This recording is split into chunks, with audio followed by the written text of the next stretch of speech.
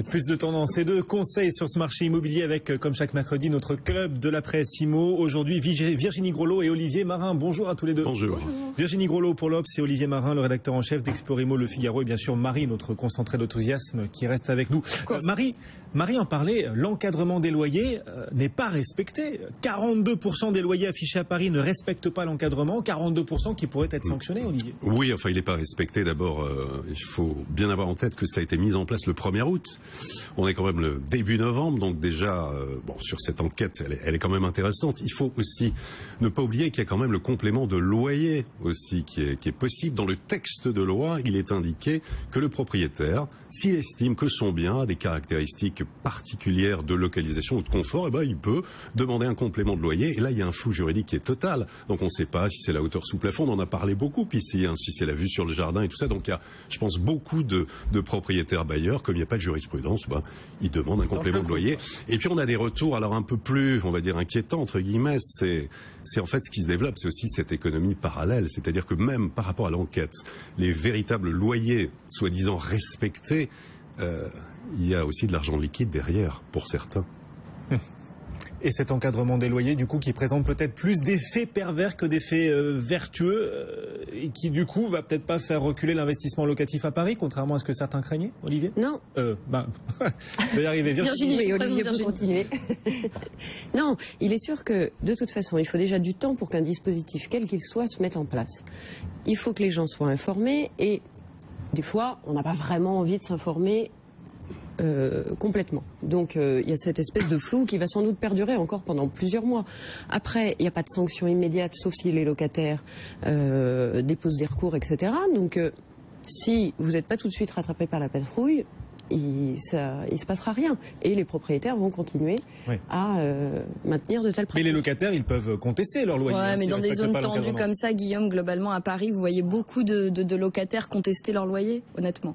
C'est ça qui est compliqué. Pourquoi pas? Alors, non, il y a des procédures qui ont été instaurées. Donc, vous devez, en cas de contestation du loyer, saisir la commission de conciliation départementale qui va rendre un avis, essayer de faire une médiation entre le propriétaire et le locataire. Cet avis, si le locataire n'est pas satisfait, ensuite, il doit déposer plainte en justice. Et là, on part sur des délais très longs. Se loger, c'est un peu plus urgent quand même. Ouais, voilà. C'est ça. Oui. Bon courage, mais bon, ça le mérite d'exister. On va aussi s'adresser à ceux qui cherchent à acheter leur résidence principale. On parlait des locataires, de l'investissement locatif, et puis à ceux qui cherchent leur résidence principale. Les annonces de François Hollande qui souhaite élargir le prêt à taux zéro, rendre plus de Français propriétaires, Virginie, ouvrir la pierre aux actifs, parce que c'est vrai qu'aujourd'hui, la plupart des propriétaires sont des retraités. Alors, la plupart des propriétaires sont des retraités. Enfin, c'est-à-dire que le taux de propriétaire augmente avec l'âge. C'est un petit peu normal. Vous avez plus d'argent, vous avez le temps de vous constituer une épargne, d'emprunter, d'être sérieux face à une banque, etc. L'idée, c'est effectivement de relancer l'accession à la propriété chez les plus jeunes. Et donc, l'annonce, ça a été la semaine dernière, un élargissement du prêt à taux zéro. Donc, je rappelle que le prêt à taux zéro était déjà actif dans le neuf. Donc ça continue. Élargissement dans le neuf, que ce soit appartement ou maison. Et pour l'ancien, c'était juste limité aux zones rurales. Et là, il semblerait, c'est en discussion pour l'instant, j'ai essayé de me renseigner, mais on ne m'en a pas dit plus, il semblerait que ce soit étendu à tout le territoire. Oh, miracle. Miracle. Oui, mais simplement. Pas Paris. Les conditions. Mais non, pas Paris. Non, a priori, les zones ultra tendues, a priori, vont éviter. Oui, mais c'est compliqué après d'exclure certains et pas d'autres. De toute façon, les conditions vont rester quand même très restrictives. Donc arbitrage pas terminé en tout cas. Arbitrage pas terminé. La condition, c'est dans l'ancien 25% de travaux. Donc ça, par contre, il semblerait que cette quotité ne bouge pas. Mais il faut quand même voir qu'il y aura plusieurs petits ajustements. Les plafonds de revenus vont être relevés, donc il y aura plus de bénéficiaires. Les montants octroyés en prêt à taux zéro seront plus élevés aussi, donc ça constitue quand même une grosse marge de manœuvre. Et ça, c'est spectaculaire, Virginie, puisqu'on va passer de 26% max du prêt à 40%. Alors, c'est sur le coût de l'opération. Il y a un calcul derrière qui est un petit peu compliqué. On passerait de 18 à 26% selon les zones à jusqu'à 40%. Oui, c'est pour les plus modestes dans les zones ultra tendues, donc personne. Mais bon, voilà. Quand même. Et ensuite, le symbole est là. Oui. Le symbole est là, c'est ça. Et ensuite, il y aura un différé d'amortissement, c'est-à-dire que vous remboursez pas tout de suite. 5 ans minimum, c'est ça aussi qui souvent a bloqué les dossiers. Donc là, ce sera sans doute un peu plus facile. Ce que dit le ministère du Logement, c'est que pour une personne seule, avec 2500 € de revenus, sans apport, je souligne tout de même, il peut s'acheter un appartement de 180 000 euros avec un prêt à taux zéro de 60 000 euros. Pour l'instant, c'est les chiffres. Hein, c'est l'ordre d'idée qu'on nous donne. Avec 180 000 euros, vous roulez pas sur l'or et surtout, vous vivez pas dans un palais à Paris. Hein.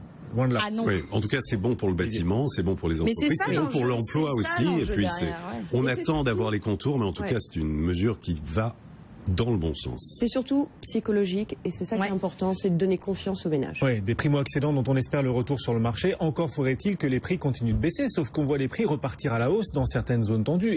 Et on pense particulièrement à Paris. C'est un signal inquiétant pour ces primo-accédants ou pas? Alors, bon, on va évoquer évidemment Paris. Les notaires ont livré là, il y a quelques jours leur note de conjoncture. Alors avec cette barre symbolique des 8 000 euros par mètre carré pour un appartement ancien qui a été atteint, on en parlait, ça y est, c'est fait. Et d'ailleurs, selon les avant-contrats des notaires, on devrait même les dépasser légèrement en décembre. Alors, parmi les raisons qui expliquent cette remontée des prix, on rappelle que les prix baissaient légèrement. On s'était habitué depuis 2 ans à Paris. Davantage de ventes. Entre juin et août 2015, il y a eu un peu plus de 9 000 transactions de logements anciens à Paris. C'est 8% de plus sur un an. Des vendeurs beaucoup plus raisonnables. Il faut savoir que l'écart de prix se réduit entre, par exemple, un 2 pièces qui est mis en vente actuellement à Paris en moyenne 292 000 euros. Il va se vendre au final 285 000 euros en moyenne. Des acquéreurs sur le retour qui ont profiter des taux d'intérêt hyper attractifs évidemment, et puis la saisonnalité, puisque là on est sur des actes authentiques de vente entre la période de juin au mois d'août. Alors à Paris, on a un marché qui tend à se stabiliser. Dans les prochains mois, on devrait assister comme ça, non pas à un effondrement ni une remontée des prix, mais un ajustement sur de légères hausses ou de légères baisses des prix. Et puis, si on regarde en arrière, les prix ils restent quand même évidemment élevés, puisqu'à Paris, le prix au mètre carré a augmenté de 6 000 euros de 1996 à 2012. Et parmi les quartiers qui ont connu les plus fortes hausses à Paris, alors on peut citer La Roquette, dans le 11e arrondissement, plus 20% en 5 ans. Grenelle, dans le 15e, qui a pris 22% en 5 ans. On a également La Villette, dans le 19e, plus 23%. Arts et métiers, dans le 3e, plus 25%. Et le quartier Odéon, dans le 6e, 32% de hausse en 5 ans. Et à l'opposé, il y a quand même 2 quartiers dont la valeur n'a quasiment pas progressé en 5 ans. Je suis sûr. Les Invalides, dans le 7e arrondissement, on est toujours à 10 000 euros du mètre carré. Et Montparnasse, 8 800 euros du mètre carré, ça n'a pas bougé en 5 ans. Les prix n'ont pas augmenté dans ces quartiers-là? Pas du tout. Ouais, il y a eu des hausses et des baisses. On s'ennuie un peu dans ces quartiers-là, c'est ça. Il n'y a pas eu d'augmentation en tout cas. Bon, des oasis, donc des quartiers pour... Des oasis, Montparnasse, merci. Ben oui. On ne fera plus vers... Non, il y a un grand palmier. Il y a un grand palmier. L'hôtel, qu'il aime les tours. L'hôtel des Invalides, c'est une oasis, non? Bon, ok, très bien. Alors, les prix qui repartent légèrement à la hausse, vous le disiez. À Paris. Voilà, c'est très local, ou on peut y voir un signe avant-coureur de ce qui risque de se passer aussi dans les autres grandes agglomérations, à votre avis? Est-ce que c'est un signal peut-être pour... Bon, ça se stabilise dans les grandes agglomérations. On a toujours ce marché à 3 vitesses. Grandes agglomérations, ça se stabilise. En fait, dès lors qu'on s'éloigne des métropoles économiques attractives, ça baisse légèrement. Et à la campagne, là, c'est l'effondrement. Bon. Mais ça reste des très légers frémissements aussi. Hein. C'est des petits ajustements. Oui, mais ce sont des indicateurs intéressants. Pour ceux qui veulent investir, il y a de nouveaux outils d'ailleurs dignes de Star Wars. Acheter un bien immobilier va devenir simple comme un jeu vidéo. Olivier, expliquez-nous. Il y a un salon consacré à ça d'ailleurs en ce moment. Oui, actuellement, jusqu'à ce soir, c'est le salon Rent qui consacre en fait les liens entre l'immobilier et les nouvelles technologies. Il faut savoir qu'il y a 14 millions d'internautes en France qui consultent au moins une fois un site immobilier, c'est absolument énorme. Alors effectivement, c'est à la Grande Halle de la Villette en ce moment, donc nouvelle technologie immobilier. Alors pour l'achat dans le neuf, vous avez les visites virtuelles qui se développent avec les casques immersifs. On connaissait les Oculus Rift qui permettent de se plonger en 3 dimensions au cœur d'une maison ou d'un appartement. Il y a plusieurs types de casques qui sont présentés. Il y a la géolocalisation. Alors ça, c'est tout ce qui est autour d'un bien immobilier, enrichissement de bases de données. Situer un bien, on sait que c'est essentiel, mais avoir précisément les distances avec les écoles, les transports, les commerces, ça devient un enjeu qui est majeur et ça, de plus en plus de sociétés développent ces bases de données. On a la dématérialisation, on va vers le zéro papier avec la signature électronique. Enfin voilà, il y a beaucoup de choses. Vous voulez dire que l'acte authentique d'achat ou de vente, cet acte authentique, bientôt on pourrait le faire sur Internet via une signature électronique? Plus la peine d'aller chez le notaire? Absolument, il va y avoir ce lien direct entre l'agent immobilier, le notaire et le client final. On va de plus en plus vers cette dématérialisation. Tout faire depuis son canapé, vous le feriez vous, Virginie? Vous mettez un casque et vous avez le sentiment de... Je ne sais pas si on a un coup de cœur virtuel à voir, à tester. Un vrai débat, ça, Virginie. C'est vrai. On parle d'immobilier là. Hein. On parle d'immobilier, oui, on parle bien d'immobilier. Il est évident que par contre, arriver à une dématérialisation, c'est-à-dire à avoir beaucoup d'actes sous format électronique, ça commence à être indispensable parce que vous avez des pavés de papier qui sont pas toujours disponibles. Ce qu'il faut derrière quand même, c'est sans doute prévoir des solutions pour y accéder facilement, pour avoir des copies sécurisées. Bon. Il y aura encore sûrement des nouvelles, des progressions, mais pourquoi pas. Et pour traquer les vis cachées dans un bien immobilier, rien ne vaut une visite quand même. C'est pas avec le casque virtuel qu'on va vérifier si le tuyau est percé. Indispensable. Mais les casques, là, c'est vraiment quand on se projette sur le neuf, sur un appartement qui verra le jour dans 2 ans ou 3 ans. Oui, c'est ça, les achats sur plan. Les achats sur plan, et donc ce casque virtuel qui permet de mieux matérialiser l'achat que vous vous apprêtez à réaliser. Justement, tiens, des conseils, nos auditeurs, nos téléspectateurs en demandent tout le temps. Quel est ça fait rire Marie. Jamais. Quel est votre conseil pratique là pour les particuliers qui nous écoutent, Virginie? Alors, pour les particuliers, il va y avoir 2 catégories, c'est-à-dire il y a les contribuables, j'allais dire classiques, qui eux vont devoir payer leur taxe d'habitation le 16 novembre. Je tiens à le rappeler, hein, il faut s'acquitter. Mais oui. Il y en a une par mois. Là, on est à la taxe d'habitation, donc c'est le 16 novembre. Si vous payez en ligne, c'est jusqu'au 21 et vous serez prélevé le 26. Si vous êtes un contribuable qui a vu plutôt retraité, éventuellement, veuf ou veuve, qui a vu tout d'un coup sa taxe d'habitation exploser, alors là, ça a été le rétropédalage de ces derniers jours. Vous n'aurez pas à payer, c'est ce qu'a dit le gouvernement. Et puis vous serez d'ailleurs, si vous n'y étiez pas assujetti, vous ne serez pas non plus assujetti à la taxe d'habitation en 2015 et en 2016. Donc, pas la peine de payer. C'est un peu surprenant, mais c'est ce qu'on a compris. L'élection présidentielle, Virginie. Pas tout de suite, pas tout de suite. Oui, mais 2015, 2016, tout ça. En tout cas, c'est une bonne nouvelle là que vous nous apportez. C'est une bonne nouvelle, c'est-à-dire que pour ces personnes. Normalement, l'amnistie, c'était sur les PV, c'était après. Absolument, oui. Et pour ceux qui ont payé, ils seront remboursés.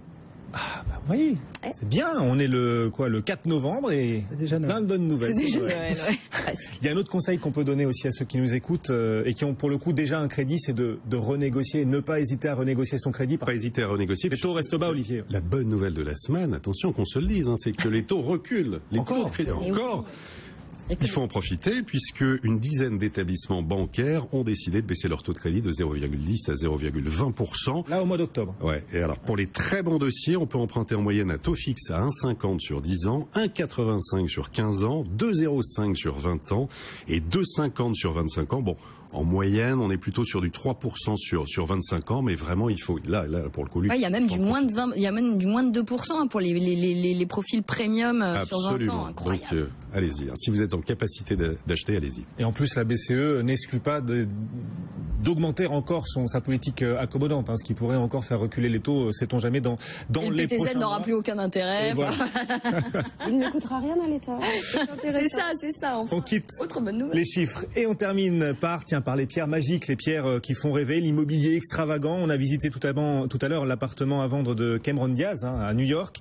Vous, Virginie, quel rêve nous proposez-vous? Eh bien, je vous propose de rester à New York quand même. Là, je ne savais pas le choix de Marie, mais c'est simplement l'architecte Zaha Hadid qui a été une des rares architectes femmes à avoir le prix Pritzker, c'est-à-dire le prix Nobel d'architecture, il y a quelques années.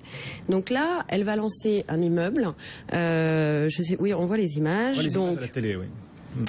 Dans un écoquartier, parce que ça existe aussi les écoquartiers à New York, qui est un très très gros projet urbain que mène la ville. Il faut savoir que là vous trouverez il n'y a pas beaucoup de voisins, il y a 39 appartements. Vous trouverez des appartements qui vont de 160 à 600 mètres carrés. Petit 600, mais tout de même petit pied-à-terre, avec piscine d'eau salée, salle de gym et bar à jus de fruits frais parce que c'est quand même meilleur pour la santé. On peut se baigner même dans du jus de fruits frais dans la baignoire. Oui. Dans la baignoire, parce que dans la piscine...